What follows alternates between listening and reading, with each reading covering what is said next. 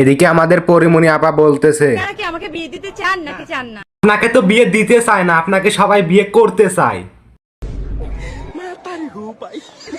সাকিব আল হাসানের কাছে হেরে গেলেন পরিমণি, দুজন কি মাঠে খেলতেছে? আপা আপনারা দুজন তো মাঠে খেলেন না, সাকিব আল হাসান খেলে মাঠে আর আপনি খেলেন থাক আর বলবো না।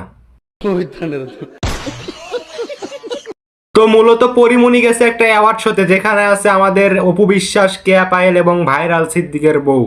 তো অবাক করা বিষয় হলো, দেখলাম মারিয়া মিম অ্যাওয়ার্ড পাইছে। তা কি জন্য পাইছে আমি জানি, উনি একজন খেলোয়াড়, উনি মাঠেও খেলতে পারে, খাটেও খেলতে পারে।